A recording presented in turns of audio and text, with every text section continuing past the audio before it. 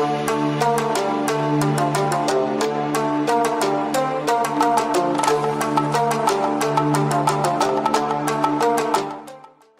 باللہ من الشیطان الرجیم، بسم اللہ الرحمن الرحیم۔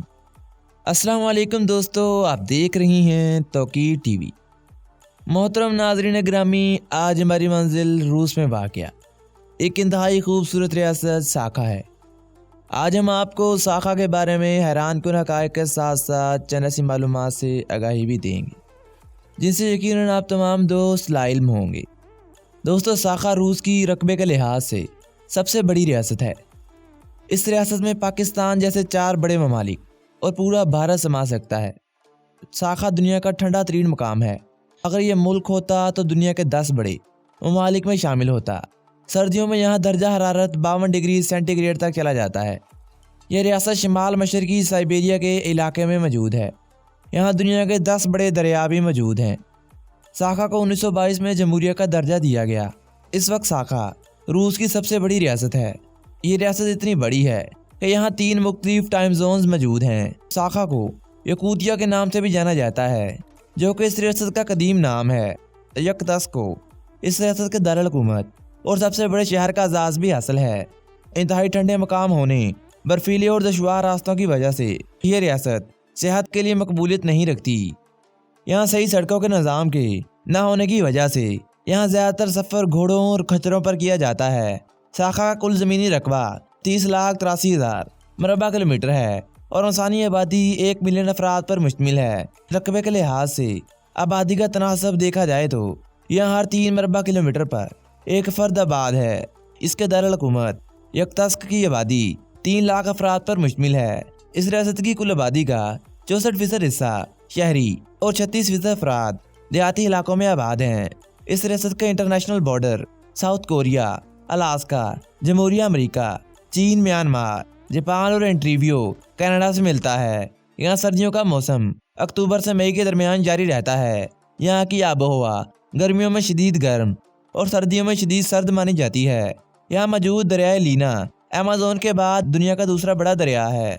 یہاں موجود لینا پرل نیشنل پارک یونیسکو کا حصہ بھی ہے۔ اس ریاست کا دارالحکومت دنیا کا سب سے بڑا شہر ہے۔ یہاں سڑک کے ذریعے رسائی موجود نہیں۔ انٹارکٹیکا کے بعد یہ دوسرا مقام ہے۔ یہاں کم درجہ حرارت موجود ہے۔ اس ریاست کے دارالحکومت سے کسی بھی قسم کا ریلوے اسٹیشن نہیں ملتا۔ دوستو، قدرتی وسائل کے لحاظ سے اس علاقے کو دنیا کے امیر ترین مقامات میں شمار کیا جاتا ہے۔ یکوتیا نسل کے لوگ یہاں زیادہ تر آباد ہیں۔ یہ لوگ ماضی میں چھوٹے چھوٹے گھروں میں رہتے تھے اور شکار کر کے اپنا گزر بسر کیا کرتے تھے۔ یہ لوگ زیادہ تر ترک نسل سے تعلق رکھتے ہیں۔ دوستو، تاریخ کے مطابق یاکوت نسل کے لوگ اس خطے میں وکال کی طرف سے داخل ہوئے۔ یہ لوگ انتہائی باہمت اور طاقتور سمجھے جاتے تھے۔ مویشی اور گھوڑے پالنا ان لوگوں کا پیشہ ہوا کرتا تھا۔ 17ویں صدی میں روسی نسل کے لوگ یہاں پہنچے تو یہاں کے رہائشی یاکوت نسل کے لوگوں نے ان کا متحد ہو کر مقابلہ کیا، لیکن انہیں شکست کا سامنا کرنا پڑا۔ اس کی بڑی وجہ ان لوگوں کے پاس دور حاضر کے جدید ہتھیار کا نہ ہونا تھا۔ یہاں قبضہ کرنے کے بعد روسی جنگجو آگے مغرب کی طرف بڑھ گئے۔ اس کے بعد روس نے یہاں اپنے قیدیوں کو سزا کے طور پر بھیجنا شروع کیا، کیونکہ یہ علاقہ دنیا سے دور ایک الگ مقام تھا۔ 1922 میں روس نے ساکھا کو جمہوریہ کا درجہ دیا۔ دوستو، 1921 سے 1923 کے درمیان یہ علاقہ روسی خانہ جنگی کے دوران سفید روسیوں کے زیر اثر تھا۔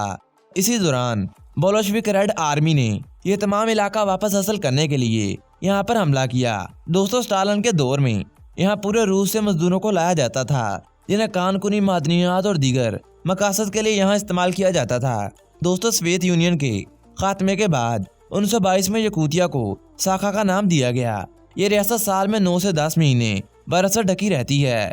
دوستو، نیو سائبیرین جزائر اس ریاست کا حصہ ہیں۔ دوستو، کینیڈا کے شمال مغربی حصے سے الگ ہونے کے بعد یہ ریاست دنیا کی سب سے بڑی جمہوریہ بن گئی۔ دوستو، ساکھا لیچن کے علاقے میں قطبی ہرن کے لیے پوری دنیا میں مشہور ہے اور یہاں پر ٹیگا جنگلات ریاست کے 47% حصے پر محیط ہیں۔ اس ریاست کا 30% حصہ میدانی ہے۔